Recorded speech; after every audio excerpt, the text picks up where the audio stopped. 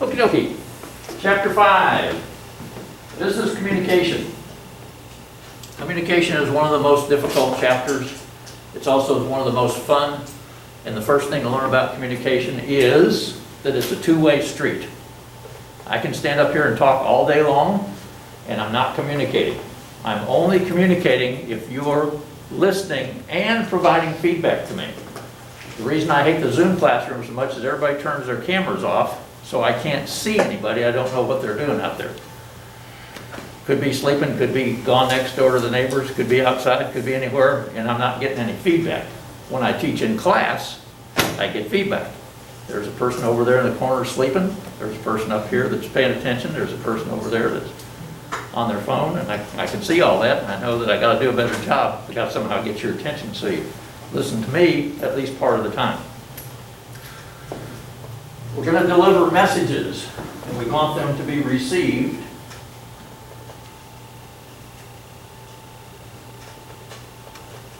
And I think I covered that. Transmission from a sender to receiver, and that includes your listening, and I'm up here seeking feedback. It doesn't have to be sophisticated feedback. You don't have to ask a question every time I'm talking, but you should ask a question if you have one. I like to get the questions in as we go, so try not to be shy with questions. You can always get me after class as well. And here's the problems. First one is noise. There's no noise in there. That's a good thing. But if there's a jackhammer running outside the classroom, it interrupts everything you do. And we'll talk about classroom. Other than business meetings or whatever you're doing at home, if there's a jackhammer running, nobody likes it. It makes a lot of racket. I'll get the rest of them up here all at once. So, physical. If you're uncomfortable, you don't pay attention as well. If you're too comfortable, you fall asleep.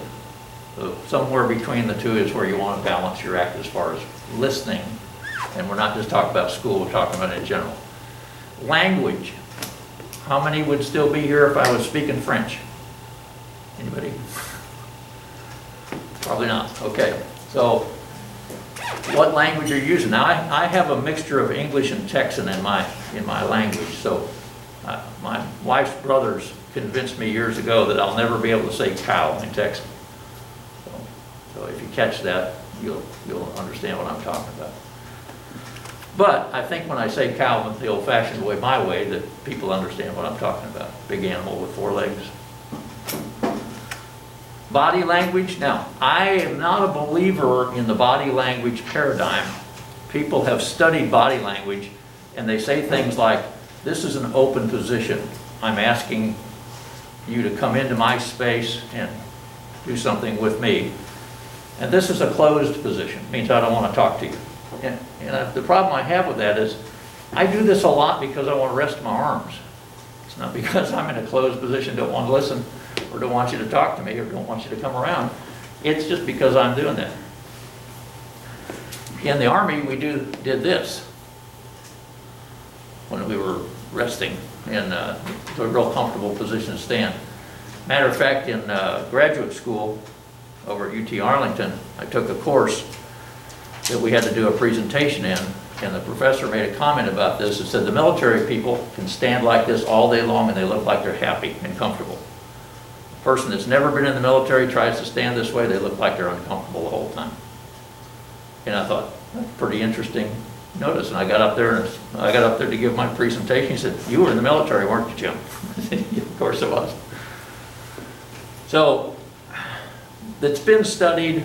There are lots of places that teach body language and using the correct body language. I understand some of it. I just don't believe it because I never pay any attention to what I'm doing as far as physical goes. I wander around the classroom. I got cables I don't want to trip over in here. Perceptions. If you perceive the world differently than I do, and where are we going to go with this? Over here to cultural. You perceive things different than me. Why? Because you have a different culture. You don't see things the same way I do. Democrats don't see what Republicans do. Republicans don't see what Democrats do. I don't know why. I have no idea. Organizational, I'm the teacher, you're the students, so I guess some would say that you're obviously going to pay attention to me and not worry about me paying attention to you, but I don't see that one either. Even with my multiple years in the military, where I always had a boss who I had to salute on the street every time I saw him or her, I lost all that. I didn't keep any of that. I just kind of did it automatically at the time, and I don't think about organizational. I would yell at the president just as loud as I would yell at you if he needed yelling at. I'm talking about our president. I'll never get to see the president of the United States. Unless he comes to my house. You think he'll show up at my house anytime?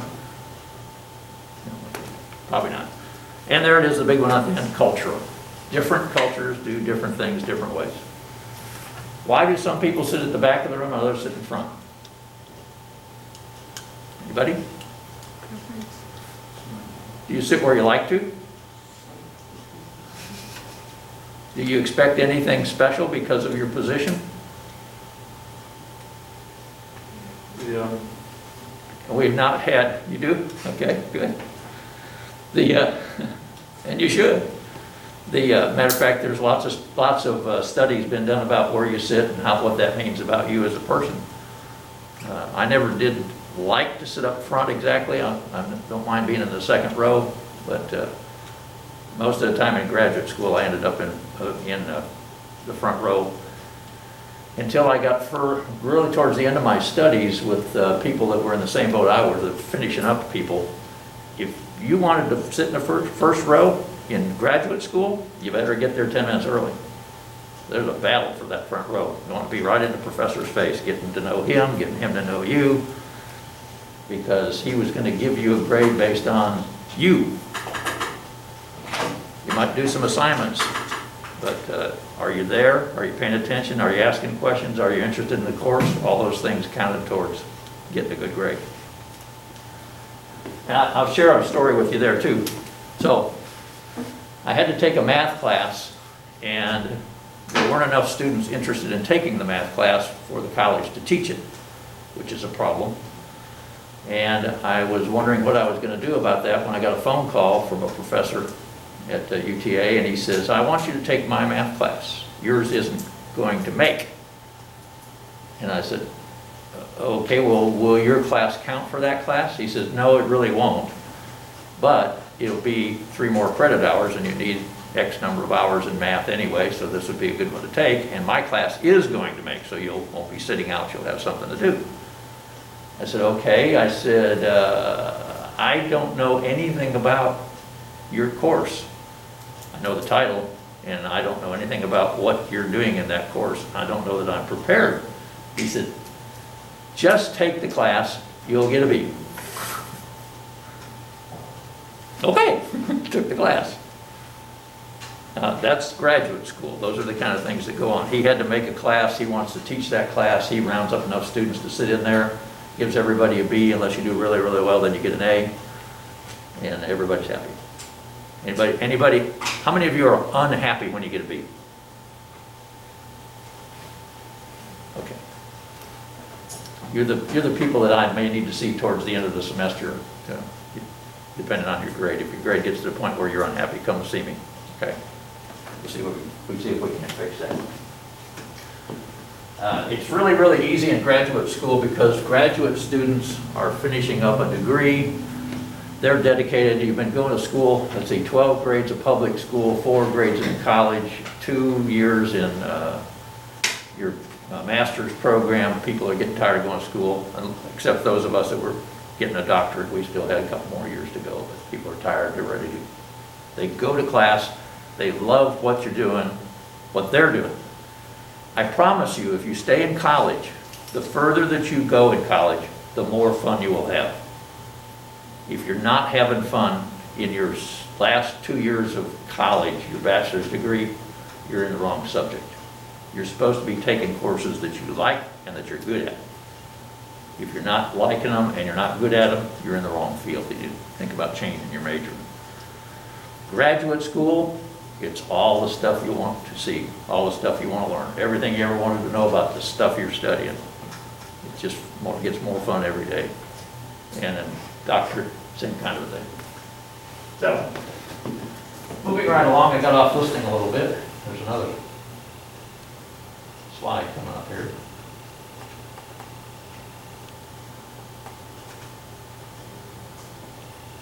Oh, yeah. Okay. I talked about body language, gestures and posture. If I stand like this, probably not as exciting as if I stand up this. What do you think if I walk down the aisle here? Is it okay to do that?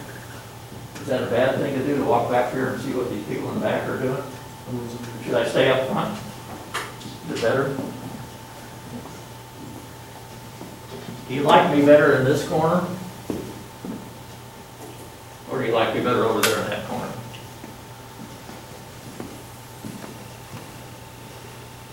When I was teaching public school down in Belton, Texas, the principal sat in my classroom one day to give me some feedback. And he came up to me after class and he says, "You never look at that corner." I said, "Really?" He said, "Yeah, you've got all your time to spend over here. You almost never see those people on that side. Something you ought to consider, because those people are losing interest because you're not looking at them." And this eye contact thing is up there as well. You make eye contact with everybody in the room because it's different when the teacher's looking at you than it is when the teacher's not looking at you.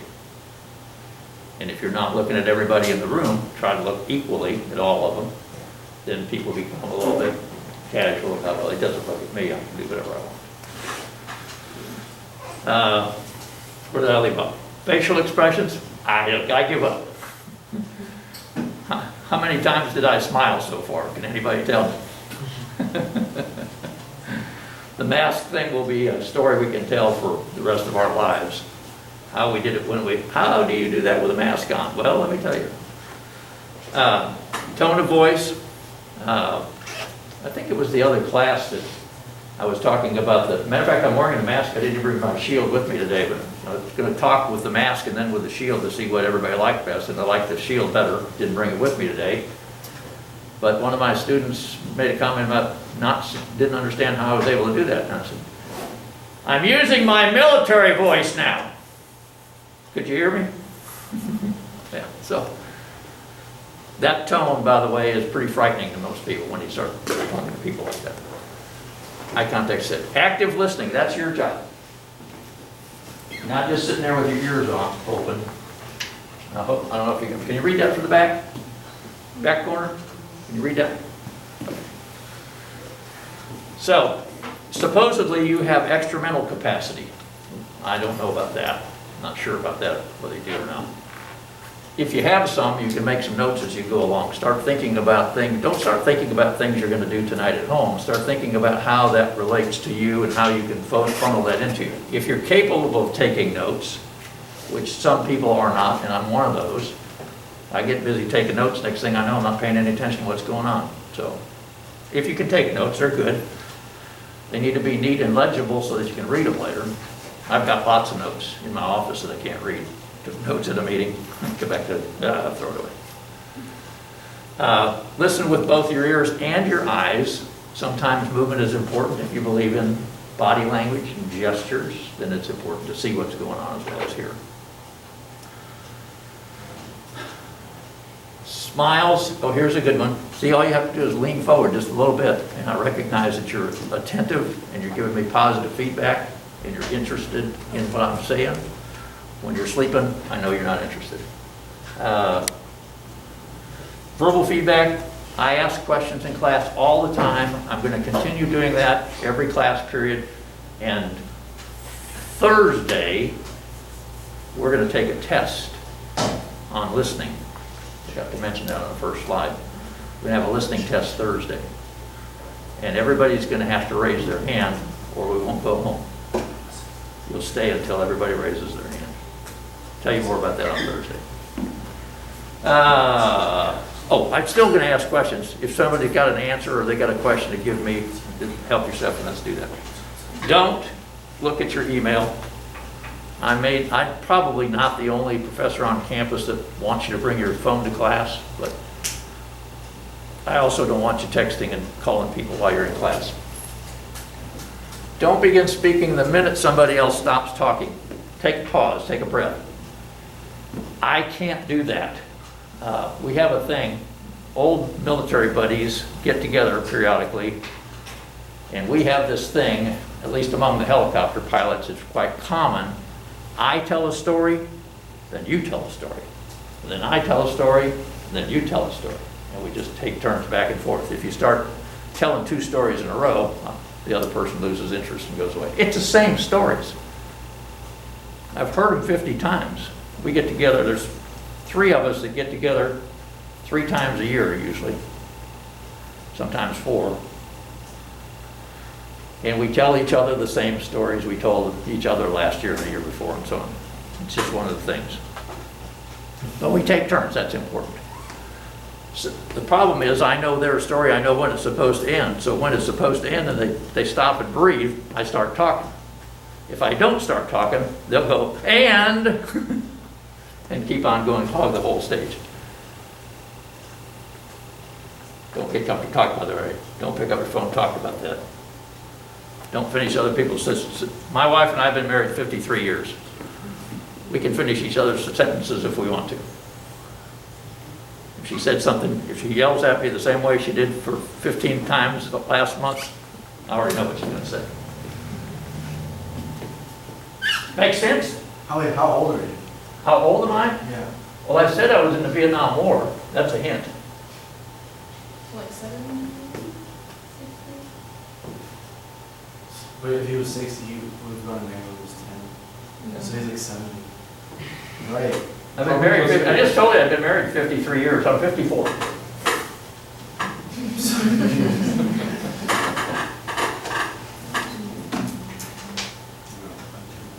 Okay. Actually, now that you asked that question, I should tell you that story. My wife and I agreed some years ago that we're never going to be 75. So I'm 74 and a half. I thought there's no way you're 55, but Vietnam ended in the 80s. Vietnam War for the United States ended in 1975. It ended for the Vietnamese in 76. Have you been back to Vietnam? No. Have You no. wanna go back? I've seen it all. There's nothing to go back for. I flew a helicopter over almost every inch of the place. What would I see that's... They won't let you shoot people anymore either. It's crazy. And I don't have a helicopter to fly. A free helicopter to fly. Somebody paid for the gas. And otherwise, if they start another war and ask me to come fly my helicopter again, I'd go do that. That'd be great. Anyway, we had so many friends that had problems at 75, we're just going to skip 75 altogether. So she's already almost 76, and I'm just 74 and a half. Where do you meet her at? Mineral Wells, Texas. The Dairy Queen, where the road splits. At the Dairy Queen? Yep. Did you want to turn and ask her for her? I was down here learning how to fly helicopters, and me and my 2 buddies went to, got some time off, and one guy had a car, and the 3 of us jumped in the car and went down to the Dairy Queen, and there were 3 girls sitting in the car next to us, and we convinced those 3 girls to get in that car with us, and I married one of them. What story? Okay, enough about me. Communication channels. This is a big deal. I didn't know about the communication channels thing until I started teaching this class. And it's one of the most important parts of Chapter 5 for you to pick up on, because what you want to do, you have a message that you want to provide to people. I don't know what your message is, but you have one. How are you going to give it to the people? Are you going to text it to them? Are you going to send them an email? Are you going to call them on the phone? You're going to publish it in the newspaper? You're going to get on television so they get it? How is that going to happen? In conjunction with that, what kind of people do you have? Are they intelligent people? Are they educated people? Are they backwoods people? What kind of a message do they want to get? So you want to determine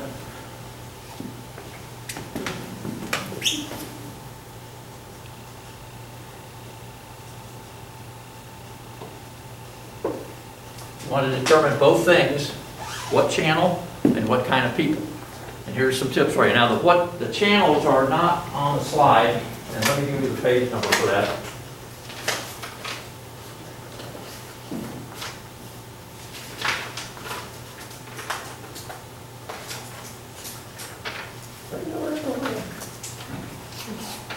It's in here someplace.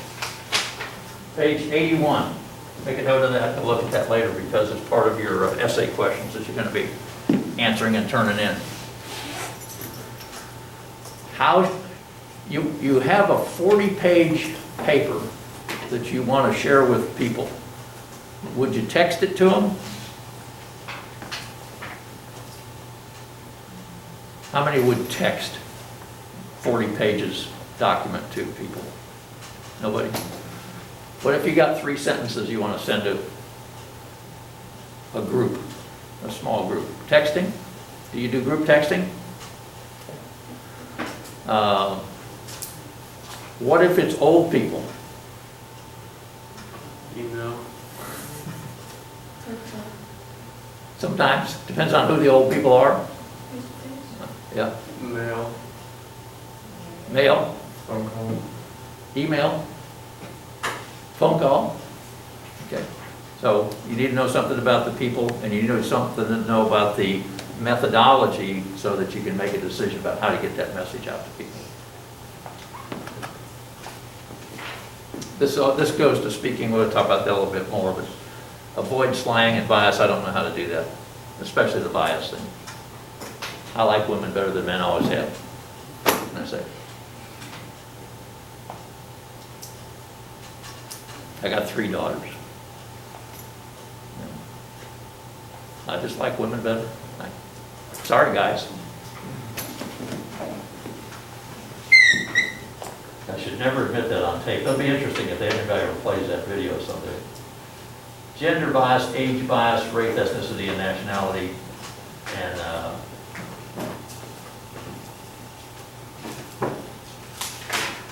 you use active voice when you're doing something that requires activity, passive voice when you don't. Think there's a couple of examples here. When you can use active and passive. And I've got a note here someplace to read from.